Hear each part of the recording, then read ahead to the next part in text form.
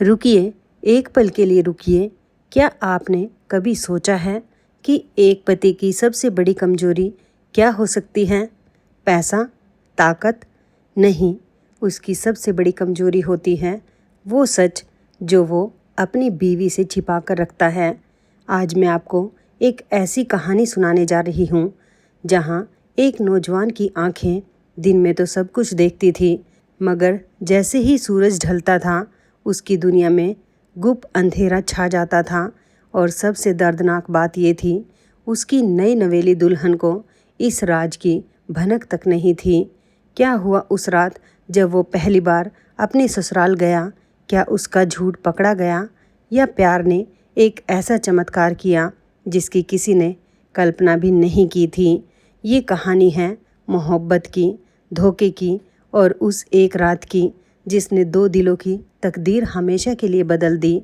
कहानी शुरू करने से पहले चैनल को सब्सक्राइब जरूर करें और घंटी दबा दें, क्योंकि आगे जो होने वाला है वो आपको रुला भी देगा और मुस्कुराने पर भी मजबूर कर देगा। तो चलिए चलते हैं एक ऐसे गांव में जहां से ये कहानी शुरू होती है। उत्तर भारत के एक छोटे से गांव चंदनपुर में एक बूढ़ी विधवा रहती थी। नाम था शांति देवी। उसकी दुनिया में बस एक ही रोशनी थी, उसका इकलौता बेटा मोहन। 22 बरस का जवान, गठीला बदन, गेहुआ रंग और आंखें ऐसी कि जो देखे वो देखता रह जाए। मगर कुदरत का खेल भी कितना अजीब है ना। जिस मोहन की आंखों को दिन में सब सराहते थे, उन्हीं आंखों की एक ऐसी कमजोरी थी जिसे कोई नहीं जानता था। जैसे ही शाम ढलती, सूरज क्षितिज के पार जाता, मोहन की आंखों के सामने धुंध सी छा जाती। अंधेरा होते ही वो कुछ नहीं देख पाता। इस बीमारी को आज के डॉक्टर रतौंधी कहते हैं, मगर उस जमाने में लोग इसे अभिशाप समझते थे। शांति देवी रातों को अपने बेटे को देखती और उसकी आंखें भर आती। वो सोचती, हे भगवान, मेरे बेटे का क्या होगा? कौन देगा अपनी बेटी इस लड़के को? मगर एक माँ का दिल वो कभी हार नहीं मानता। शांति देवी ने ठान लिया कि वो अपने बेटे की शादी करवा कर ही दम लेगी। उसने दूर के एक गांव में रिश्ता खोजा। लड़की का नाम था रूपा। नाम के जैसी ही रूपवान, हिरनी जैसी आंखें, रेशम जैसे बाल और दिल तो जैसे मक्खन से भी नर्म। शांति देवी ने रूपा के परिवार से बेटे की बीमारी का जिक्र तक नहीं किया। उसने सोचा, एक बार शादी हो जाए फिर तो रूपा मेरे बेटे की हो जाएगी। प्यार होगा तो सब माफ़ कर देगी। शादी हो गई। रूपा डोली में बैठकर ससुराल आई। मोहन ने जब पहली बार रूपा का घूंघट उठाया तो उसे लगा जैसे चांद उसके आंगन में उतर आया हो। और रूपा ने जब मोहन को देखा तो उसका दिल धड़का, गाल लाल हुए और वो शर्माकर मुस्कुरा दी। पहली बार सुहाग रात मोहन ने रूपा का हाथ अपने हाथों में लिया और कहा, रूपा, मैं तुम्हें दुनिया की हर खुशी दूंगा।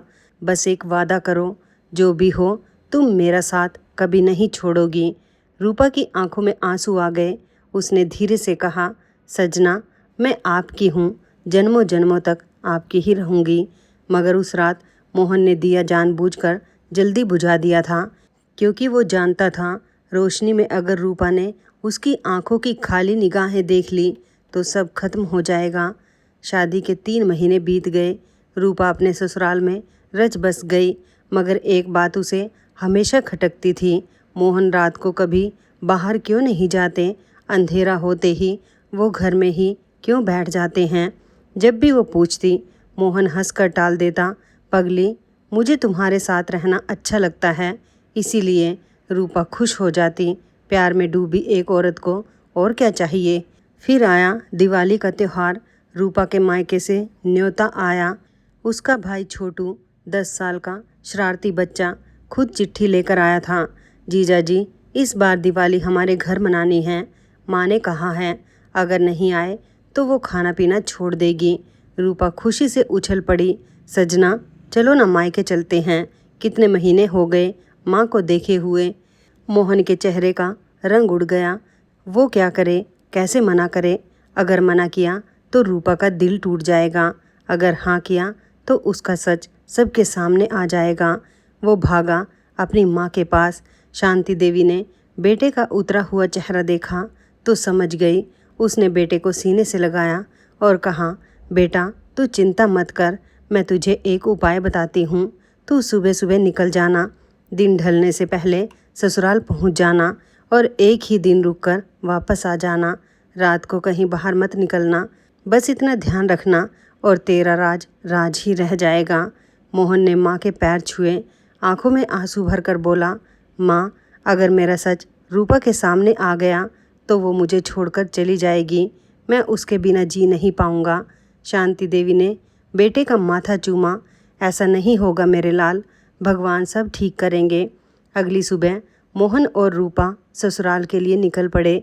रूपा के चेहरे पर खुशी थी, मायके जाने की खुशी, और मोहन के चेहरे पर एक डर, एक ऐसा डर जो उसे अंदर ही अंदर खाए जा रहा था। रास्ता लंबा था। मोहन ने चलने की रफ्तार बढ़ा दी। वो चाहता था कि दिन रहते ससुराल पहुंच जाए, मगर होने को कुछ और ही मंजूर था। रास्ते में बैलगाड़ी का पहिया टूट गया। फिर एक नदी पार करनी पड़ी जिसमें पानी ज़्यादा था। घंटे पर घंटे बीतते गए। जब वो ससुराल के गांव रामपुर की सीमा पर पहुँचे तो सूरज डूब चुका था। आसमान में लाली छाई हुई थी और धीरे धीरे अंधेरा पैर पसार रहा था। मोहन की आंखों के सामने अंधेरा छाने लगा। उसका दिल जोर से धड़कने लगा। उसने रूपा से कहा, रूपा तुम आगे आगे चलो, मैं पीछे आता हूँ, मुझे थोड़ा पानी पीना है। रूपा को क्या पता था कि उसका पति किस मुसीबत में है। वो खुशी खुशी आगे बढ़ गई।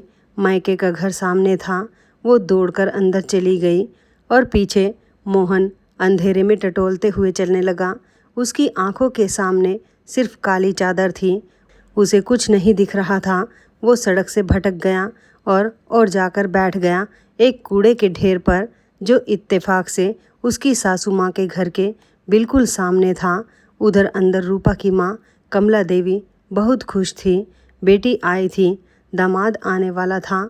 उन्होंने घर की सफाई की, पूजा का थाल सजाया और आखिर में बचा हुआ कूड़ा उठाकर बाहर फेंकने आए। अंधेरा था, उन्होंने देखा नहीं कि कोई वहाँ बैठा है और पूरा कूड़ा उठाकर फेंक दिया सीधा मोहन के सिर पर। मोहन की चीख निकल गई, अरे ये क्या। कमला देवी की आवाज़ पहचानते ही जान हलक में आ गई। उन्होंने दिए की रोशनी में झुककर देखा और उनके पैरों तले ज़मीन खिसक गई। सामने बैठा था उनका दामाद मोहन, पूरा कूड़े से लिपटा हुआ। कमला देवी का चेहरा लाल हो गया, शर्म से आंखों में आंसू आ गए। हे भगवान, ये क्या हो गया। मेरे दामाद, मेरे बेटे जैसे दामाद के साथ मैंने ये क्या कर दिया। वो रोती हुई अंदर भागी। उनका छोटा बेटा छोटू सामने आया। माँ क्या हुआ, तुम रो क्यों रही हो। कमला देवी ने हाथ जोड़े, बेटा बाहर जीजा जी बैठे हैं, मैंने भूल से उनके ऊपर कूड़ा फेंक दिया, तू जा उन्हें अंदर ले आ, मैं उनका सामना कैसे करूँगी। छोटू दौड़ता हुआ बाहर आया, जीजा जी आप यहाँ क्यों बैठे हैं, अंदर चलिए। मोहन को समझ नहीं आया क्या जवाब दे। उसने अपनी तेज़ दिमाग से एक बहाना बनाया, अरे छोटू, मैं तो यहाँ बैठकर ये हिसाब लगा रहा था कि इस कूड़े से कितनी अच्छी खाद बनेगी, हमारे खेतों में भी ऐसी ही खाद डालनी है ना। छोटू हंस पड़ा, वाह जीजा जी, आप तो कमाल के हैं, चलिए अंदर चलिए। मोहन ने छोटू का हाथ पकड़ा। चलते चलते रास्ते में एक भैंस खड़ी थी। मोहन को कुछ दिखा नहीं, वो सीधा भैंस से टकरा गया। भैंस ने सींग मारने की कोशिश की। छोटू चौंका, जीजा जी आपको भैंस दिखी नहीं क्या।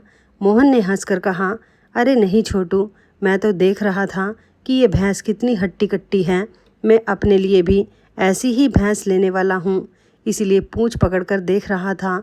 छोटू फिर हंस पड़ा। उसे अपने जीजा पर बड़ा प्यार आया, आगे बढ़ा। अंदर आंगन में अनाज रखने का एक गहरा गड्ढा था। खत्ती मोहन को अंधेरे में कुछ नहीं दिखा। वो सीधा उस गड्ढे में जा गिरा। धड़ाम की आवाज़ हुई। छोटू घबरा गया, जीजा जी आप ठीक हैं, कहीं चोट तो नहीं लगी। मोहन ने नीचे से आवाज़ दी, अरे छोटू चोट कैसी, मैं तो जानबूझकर उतरा हूँ, मुझे देखना था कि ये खत्ती कितनी गहरी है, हमारे घर भी ऐसी ही बनवानी है ना। बस हाथ पकड़कर ऊपर खींच ले। छोटू ने जीजा को ऊपर खींचा। मन ही मन सोचा, मेरे जीजा जी तो बहुत समझदार हैं, हर चीज़ का हिसाब रखते हैं। मोहन दीवार का सहारा लेकर आगे बढ़ा। दरवाजे पर एक भेड़ा बंधा था। मोहन उससे टकरा गया। भेड़े ने सींग मारा। मोहन गिरते गिरते बचा। छोटू ने तुरंत भेड़े को भगाया और जीजा को सहारा दिया। जीजा जी, आपको ये भेड़ा भी नहीं दिखा? मोहन ने फिर पैतरा बदला। छोटू, तू नहीं समझेगा, मैं तो इस भेड़े की ताकत आजमा रहा था। देख कितना मजबूत है। छोटू हंसते हंसते लोटपोट हो गया। जीजा जी, आप तो बहुत मज़ेदार हैं। मगर एक कोने में खड़ी रूपा ये सब देख रही थी। उसकी आंखें संकुचित हो गई। उसके दिल में एक शक की चिंगारी जली। ये सब क्या हो रहा है? मोहन आज इतने अजीब क्यों हैं? रात का खाना लगा। थाली में स्वादिष्ट पकवान परोसे गए। पूरी, खीर, सब्जी, हलवा। मोहन खाट पर बैठा था। सामने थाली रखी थी। कमला देवी शर्म के मारे खुद परोसने आई। दामाद जी, थोड़ी और खीर लीजिए। उन्होंने अपने हाथों में ढेर सारी चूड़ियाँ पहन रखी थी। जब वो पास आई तो चूड़ियों की खनक सुनाई दी। छन छन छन। मोहन को कुछ दिख नहीं रहा था। वो समझा कहीं वो भेड़ा फिर से आ गया जो उसे मारने आया था। घबराहट में उसने आवाज़ की दिशा में थाली उठाई और ज़ोर से फेंक दी। थाली सीधी कमला देवी के पैरों में लगी। खीर, सब्जी, पूरी सब उनके कपड़ों पर बिखर गए। पूरा कमरा सन्न रह गया। कमला देवी की आंखें भर आई। वो बिना कुछ कहे रसोई की तरफ भागी। रूपा का दिल धक से रह गया। वो दौड़कर माँ के पीछे गई। माँ, माँ, क्या हुआ? उन्होंने ऐसा क्यों किया? कमला देवी रो रही थी। बेटी, पहले कूड़ा उनके ऊपर फेंक दिया मैंने, तो उसका बदला ले रहे हैं। मुझसे गलती हो गई रूपा। मेरा दामाद मुझसे नाराज़ हो गया। रूपा की आंखों में भी आंसू आ गए। मगर उसके मन में एक और सवाल था। क्या सचमुच मोहन इतने छोटे दिल के हैं? क्या सचमुच वो एक गलती का बदला इस तरह लेंगे? नहीं, कुछ तो गड़बड़ है। कुछ ऐसा है जो उससे छुपाया जा रहा है। उसने चुपचाप खुद थाली परोसी, मोहन को खाना खिलाया। मगर पूरे वक्त उसकी आंखें मोहन के चेहरे पर टिकी रही। वो देख रही थी कि मोहन निवाला उठाते वक्त भी थाली को टटोल रहा है। पानी का गिलास ढूंढते वक्त उसका हाथ इधर उधर जा रहा है। रूपा का दिल कांप उठा। हे भगवान, ये क्या देख रही हूँ मैं? रात गहरी हुई। सब सो गए। मोहन और रूपा कमरे में थे। मोहन को पेशाब के लिए जाना था। अंधेरा था। रूपा गहरी नींद में दिख रही थी। मोहन चुपके से उठा। दीवार टटोलते हुए पिछवाड़े गया। काम पूरा करके वापस आते वक्त रास्ता भटक गया। वो उस कमरे में पहुंच गया जहां कमला देवी सो रही थी। अंधेरे में उसने सोचा, ये रूपा है। उसने झुककर पैर छू लिए। रूपा, मुझे माफ़ कर दो, आज मुझसे बहुत गलतियां हो गई। कमला देवी हड़बड़ा उठी। कौन है? कौन है भाई? मोहन की जान सूख गई। आवाज़ पहचानते ही समझ गया, ये तो सासू माँ हैं। उसने घिघियाते हुए कहा, माँ जी, मैं हूँ मोहन। माँ जी, मुझे माफ़ कर दीजिए। मैंने खाने की थाली आपके ऊपर फेंक दी थी। मुझसे बहुत बड़ी गलती हो गई। मैं आपसे माफ़ी मांगने आया हूँ। कमला देवी हैरान, अरे दामाद जी, आधी रात को आप जाइए, सो जाइए, सुबह बात करेंगे। और इसी वक्त रूपा कमरे में आ गई। उसने सब सुन लिया था। उसने चुपचाप मोहन का हाथ पकड़ा और कमरे में ले गई। कमरे में आकर उसने दिया जलाया। रोशनी में मोहन का चेहरा देखा। पसीने से तर, आंखों में डर, होठ कांप रहे थे। रूपा ने धीरे से पूछा, सजना, मुझे सच बताओ, आखिर बात क्या है? आज पूरा दिन मैं देख रही हूँ आप कूड़े पर बैठे थे। भैंस से टकराए, खत्ती में गिरे, भेड़े से टकराए, माँ पर थाली फेंक दी और अब माँ के कमरे में उनके पैर छुआए। ये सब क्यों? मोहन की आंखों से आंसू बह निकले। वो रूपा के कदमों में गिर पड़ा। रूपा, मुझे माफ़ कर दो, मैं तुम्हारा गुनहगार हूँ। मैंने तुमसे एक बहुत बड़ा सच छुपाया है। रूपा का दिल जोर से धड़का। क्या सच? मोहन ने कांपती आवाज़ में कहा। रूपा, मैं रात का अंधा हूँ। दिन में तो मुझे सब दिखता है, मगर जैसे ही सूरज ढलता है मेरी आंखों के सामने गुप्त अंधेरा छा जाता है। मैं कुछ नहीं देख पाता। ये बीमारी मुझे बचपन से है। माँ ने ये बात तुमसे इसलिए छुपाई क्योंकि उसे डर था कि सच जानकर कोई अपनी बेटी मुझे नहीं देगा। मुझे माफ़ कर दो रूपा। अगर तुम मुझे छोड़कर जाना चाहो तो चली जाओ, मैं तुम्हें नहीं रोकूंगा। रूपा की आंखों से आंसू बहने लगे, मगर ये आंसू गुस्से के नहीं थे, ये आंसू प्यार के थे। उसने मोहन का चेहरा अपने हाथों में लिया, उसके आंसू पोंछे और कहा, सजना आप सचमुच पागल हैं। मैंने आपसे सुहागरात को वादा किया था, जन्मों जन्मों तक आपकी रहूंगी, और आपने सोचा कि मैं एक बीमारी की वजह से आपको छोड़ दूंगी। मोहन, जिस दिन मैंने अपने माथे पर सिंदूर लगवाया उसी दिन मैंने आपकी हर कमी को अपनी ताकत बनाने की कसम खाई थी। मोहन रो पड़ा। रूपा, चुप, बस चुप। आज से जब भी रात होगी मेरा हाथ आपका हाथ थामेगा, मेरी आंखें आपकी आंखें बनेंगी। हम दोनों मिलकर हर अंधेरे को रोशनी में बदल देंगे। आप अकेले नहीं हैं मोहन, मैं हूँ आपके साथ हमेशा। दोनों एक दूसरे से लिपट गए।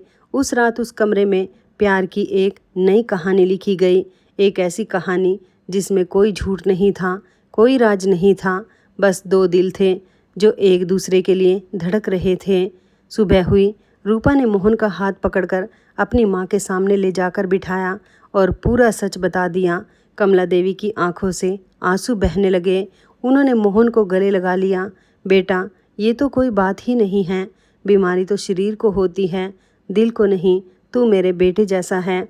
कल मैंने तुझ पर कूड़ा फेंक दिया, खाने की थाली मेरे पैर पर लगी, तूने फिर भी माफ़ी मांगी।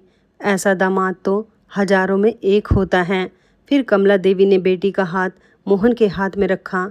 रूपा, तूने आज साबित कर दिया कि तू सचमुच मेरी बेटी है। मोहन का साथ कभी मत छोड़ना। जो औरत अपने पति की कमजोरी में भी उसका साथ दे वही सच्ची पत्नी होती है। छोटू दौड़ता आया। जीजा जी, तो आप कूड़े पर इसलिए बैठे थे, भैंस से इसलिए टकराए, खत्ती में इसलिए गिरे, अब समझा। मगर जीजा जी, आपने जो बहाने बनाए वो कमाल के थे। सब हंस पड़े। मोहन और रूपा अपने गांव वापस आए। शांति देवी को जब सच पता चला तो उसकी आंखें भर आई। उसने रूपा के सिर पर हाथ रखा। बहू, तू इस घर की लक्ष्मी है। तूने मेरे बेटे को वो दिया जो मैं नहीं दे सकी, एक सच्चा साथी। रूपा शहर के डॉक्टर के पास मोहन को ले गई। डॉक्टर ने बताया कि ये रतौंधी नाम की बीमारी है और विटामिन ए की कमी से होती है। इलाज मुमकिन है। कुछ महीनों के इलाज और सही खान पान से मोहन की आंखें ठीक हो गई। और उस दिन जब मोहन ने पहली बार रात की चांदनी में रूपा का चेहरा देखा, उसकी आंखों से आंसू बह निकले। उसने रूपा को गले लगाकर कहा, रूपा, तुम मेरी ज़िंदगी की सबसे बड़ी रोशनी हो। तुमने मुझे सिर्फ आंखें नहीं दी, तुमने मुझे ये सिखाया कि सच्चा प्यार क्या होता है। तो दोस्तों, ये थी कहानी रात का अंधा जमाई की, एक ऐसे पति की जिसने अपनी कमजोरी छुपाई और एक ऐसी पत्नी की जिसने उस कमजोरी को अपने प्यार से ताकत में बदल दिया। इस कहानी से हमें 3 बड़ी सीख मिलती है। पहली सीख, कोई भी रिश्ता झूठ की नींव पर नहीं टिकता। सच चाहे कितना भी कड़वा हो, एक दिन सामने आ ही जाता है, इसलिए अपने साथी से कुछ मत छुपाइए। दूसरी सीख, सच्चा प्यार वो है जो कमजोरी में साथ दे, ताकत में नहीं। जो औरत अपने पति की हर कमी को अपने सीने से लगा ले वही सच्ची अर्धांगिनी होती हैं। और तीसरी सीख, भगवान हर इंसान को कोई ना कोई कमजोरी देते हैं, मगर वो उसके साथ एक ऐसा साथी भी भेजते हैं जो उस कमजोरी को ताकत बना देता है। बस हमें अपने साथी पर भरोसा करना आना चाहिए। अगर आपको ये कहानी पसंद आई हो तो वीडियो को लाइक ज़रूर करें, चैनल को सब्सक्राइब करें और घंटी दबा दें ताकि ऐसी ही दिल छू लेने वाली कहानियाँ आप तक सबसे पहले पहुँचे। कमेंट में ज़रूर बताइए, क्या आपके हिसाब से रूपा का फैसला सही था?